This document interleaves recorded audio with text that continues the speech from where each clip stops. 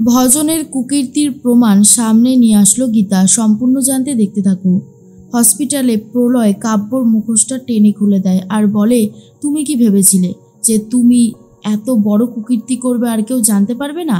শোনো, তোমরা সবাইকে বোকা বানাতে পারো, কিন্তু আমাকে আর গীতাকে এত সহজে বোকা বানাতে পারবে না। আমি খুব ভালো মতন জানি তুমি, তোমার বাবা আর তোমার ভাইয়া তিনজন মিলেই এই প্ল্যানটা করেছো। স্বস্তিককে তুমি না ভালোবাসো, সেই স্বস্তিককে আঘাত করতে পারলে? গীতা কখনোই স্বস্তিককে আঘাত করবে না। জানি না এই সহজ হিসাবটা আমাদের বাড়ির লোক কেন বুঝতে পারছে না, তবে আমি খুব ভালো মতন বুঝতে পারছি এই অন্যায় তুমি বা তোমরা ছাড়া আর অন্য কেউ করতে পারো না। তোমাদের মন মানসিকতা বলে তো কিচ্ছু নেই। যেই মানুষটাকে ভালোবেসেছিলে, যেই মানুষটাকে একদিন বিয়ে করবে বলে ভেবেছিলে, তাকে এরকম মেরে বিছানায় শুয়ে দিয়েছো। তার থেকে খারাপ আর কি হতে পারে? শোনো, তোমাদের চালাকি না এই প্রলয় ধরে ফেলেছে। জাগৃতি বলে, প্রলয় তুমি কি বলছো এইসব? তোমার কথা তো আমি কিছুই বুঝতে পারছি না। প্রলয় বলে, বৌদি, গীতা তো এই কেসের তদন্ত করছে, সবটা প্রমাণ করে দেবে, তখন জলের মতন পরিষ্কার হয়ে যাবে। কিন্তু তার আগে তুমি আমার মুখ থেকে শুনে রাখো, এই কাব্যই এই কলকাঠি নেড়েছে। কাব্যর পুরো পরিবার, সেটা আমি খুব ভালো মতন জানি। তবে গীতাও ছেড়ে কথা বলবে না। গীতা যেভাবে সাত্বিকের বেলের ব্যবস্থা করেছে, সেভাবে ও সবটা সামনে আনবে। তারপর তোমাদের মুখগুলোকে দেখার মতন অবস্থা হবে। কাব্য বলে, আপনি কিন্তু আমাকে অপমান করছেন। তখন প্রলয় বলে, অপমান তো সবে শুরু হয়েছে, দাঁড়াও। এর মধ্যে গীতা চলে এসেছে। গীতা যখনই স্বস্তিকবাবুর কেবিনে ঢুকতে যাবে, তখনই আটকে দেয় কাব্য আর বলে, তুমি ঢুকতে পারো না, কিছুতেই না। তখন গীতা বলে, কে আটকাবে আমাকে? আপনি পারবেন না, আপনি আমাকে আটকাতে পারবেন না, বুঝতে পেরেছেন? কাব্য বলে, তোমার সাহস তো দেখছি খুব বেড়ে গেছে। গীতা বলে, আমি তো ল নিয়ে পড়েছি, সাহস রয়েছে বলেই পড়েছি, জানেন তো। অগ্নিজিৎ মুখার্জির সামনে দাঁড়িয়ে কেস লড়েছি, আর আমার সাহস হবে না তো কি আপনার সাহস হবে? স্বস্তিক বাবু আমাকে ভালোবাসে, আর আমিও স্বস্তিক বাবুকে ভালোবাসি। আমি স্বস্তিক বাবুর স্ত্রী, চাইলে আটকে দেখান কি করে আটকাতে পারেন। এরপর গীতা ভেতরে চলে যায়। প্রলয় বলে, তুমি চাইলেও গীতাকে আটকাতে পারবে না, বুঝেছো কাব্য? এরপর গীতা ভেতরে ঢুকে আশীর্বাদী ফুল ছোঁয়াতে যায় স্বস্তিকে। তখনই নার্স বলে, ম্যাডাম এরকমটা করবেন না, ওই ফুলটা বালিশের তলায় রেখে দিন, কিন্তু ছোঁয়াবেন না এখন। তখনই গীতা বলে, ঠিক আছে। এরপরেই বলতে থাকে, স্বস্তিকবাবু আপনি তাড়াতাড়ি সুস্থ হয়ে ওঠেন, আপনার সুস্থ হওয়াটা যে খুব দরকারি, কারণ আপনার স্টেটমেন্টের উপরে অনেক কিছু নির্ভর করছে, তাই আপনাকে সুস্থ হতেই হবে। এর মধ্যেই কাব্য ভেতরে চলে আসে আর বলে, তোমাকে যে এত বার করে বারণ করলাম, তুমি কোনো কথাই শুনলে না, তাই তো? বড্ড বেশি তেঘাড়া তুমি, জানো তো। গীতা বলে, আর আপনি আপনি বুঝি খুব ভালো ভদ্র মেয়ে? যতক্ষণ না মুখোশটা টেনে খুলতে পারছি, ততক্ষণ এখন কোনো প্রশ্নের উত্তর দেব না, বুঝতে পেরেছেন? স্বস্তিক বাবু শুধু আমার, আমি স্বস্তিক বাবুকে ভালোবাসি, কথাটা মাথায় ঢুকিয়ে নিন।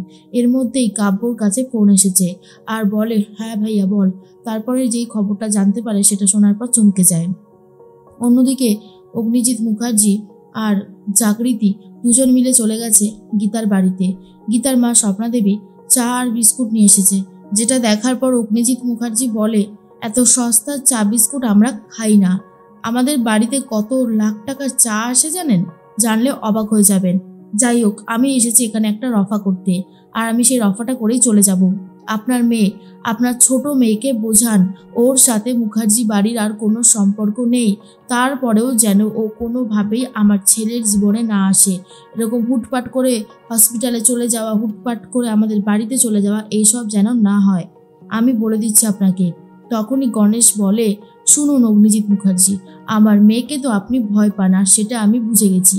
আমার মেয়ে যেটা করছে ওকে সেটা করতে দিন, না হলে কিন্তু খুব খারাপ হয়ে যাবে।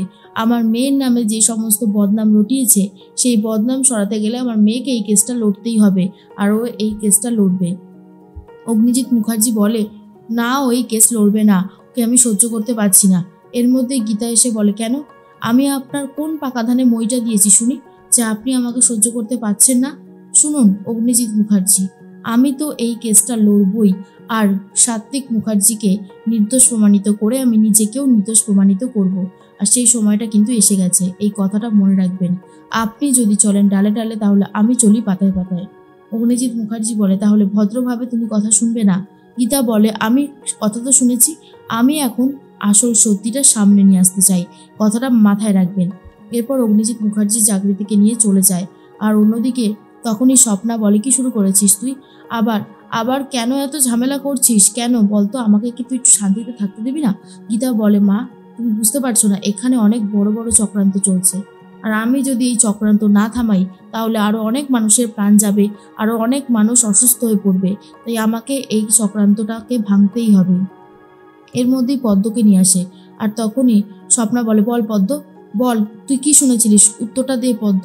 তখন পদ্ম বলে, আমি এটাই শুনেছিলাম যে ওই গুন্ডাটা বলছে সাত্বিক মুখার্জি আর গীতা চায় না স্বস্তিক মুখার্জি তাদের সম্পর্কের মাঝখানে থাকুক, তাই স্বস্তিক বাবুকে মারছিল, এটাই শুনেছিলাম। তখনই গীতা বলে, আমি জানি মেহেকও এই জিনিসই শুনেছে, তোদের স্টেটমেন্টটাও আমার জন্য খুবই দরকার, কারণ সত্যিটা সামনে নিয়ে আসতে গেলে আমাকে এই স্টেটমেন্টগুলোকে কাজে লাগাতে হবে। আর অন্যদিকে গণেশা উকিল বলে, আমি জানি মা তুই পারবি, তোকে পারতেই হবে। স্বপ্না তখন বলে, ছি ছি ছি, যার জামাইবাবুর সাথে সম্পর্ক আছে তার সাথে আর কি বা কথা থাকতে পারে। গীতা বলে, ভদ্রভাবে কথা বলো মা, তুমি আমাকে এভাবে অপমান করতে পারো না। জামাইবাবুর সাথে আমার কোনো সম্পর্ক নেই, আর সেটা আমি প্রমাণ করে দেব। অগ্নিজিৎ মুখার্জির কথায় এ সমস্ত বিশ্বাস করো না। তখনই গণেশা উকিল বলে, তুমি তোমার মেয়েকে বিশ্বাস করছো না স্বপ্না? ও কখনো মিথ্যে কথা বলতে পারে? আমার মেয়ে কখনো মিথ্যে বলতে পারে না। আমি আমার মেয়েকে খুব ভালোভাবে চিনি, ও কতটুকু কি করতে পারে সেটাও আমি জানি। স্বপ্না বলে, আমি জানি না, আমার বড় মেয়ের সংসারটা বোধহয় ভেঙে যাবে জানো তো। তখনই অগ্নিজিৎ মুখার্জির কথাই বারবার ভাবতে থাকে গীতা। এর মধ্যেই ভজন তো চলে গেছে, আর সেখান অফিসে গিয়ে নিজেই ফোনে কথা বলতে শুরু করে আর বলে, হ্যাঁ দেখছি গীতার শাস্তি হবেই, কেউ আটকাতে পারবে না, গীতার শাস্তি যে হতেই হবে, না হলে কি করে হবে। তার মধ্যে চলে এসেছে গীতা আর বলে, ওকালতি ছেড়ে দিয়ে তাহলে এখন গুন্ডা তৈরি করছেন নাকি? কথাটা শোনার পরেই ভজন বলে, এই তুই তুই এখানে কি করছিস বল, কেন এসেছিস এখানে? আর তখনই গীতা বলে, আসতে তো আমাকে হতোই, কি ভেবেছেন দুয়ে দুয়ে চার করে দেবেন আর কেউ জানতেই পারবে না? আমার নামও গীতা, আমি কি করতে পারি আর কি পারি না আপনি এখনো জানেন না ভজন মিত্তির, সেটা আমি কিন্তু জেনে গেছি যেই কুকীর্তিটা আপনি করেছেন। ভজন ভয় পেয়ে যায় আর বলে, কি বলতে চাইছিস তুই, কি বলতে চাইছিস? গীতা তখন বলে, আমি কি বলতে চাইছি সেটা জলের মতন স্পষ্ট। আমি বলতে চাইছি, আপনি তো এখন ওকালতি ছেড়ে গুন্ডাদের সাথে কথা বলছেন, গুন্ডাদের দলে গিয়ে রয়েছেন, তাই তো? বিধান, যে কিনা সব থেকে বড় গুন্ডা, আমি খুব ভালো মতনই তাকে চিনি, আর তাকে কাজে লাগিয়েই আপনি আমার আর সাত্বিকবাবুর মধ্যে ঝামেলা লাগাতে চেয়েছেন, গোটা দুনিয়ার কাছে প্রমাণ করতে চেয়েছেন আমরা দুজনে মিলে স্বস্তিকবাবুকে মেরেছি, তাই তো? সমস্ত প্রমাণ আছে আমার কাছে। আর যখনই ভিডিওটা দেখায় ভজন তো পুরো চমকে গেছে, বুঝতে পারে এবার ভজনের কুকীর্তি গীতাই সামনে নিয়ে আসবে। আর এটা দেখার পর ভজন রীতিমতো কাঁপতে থাকে ভয়ে।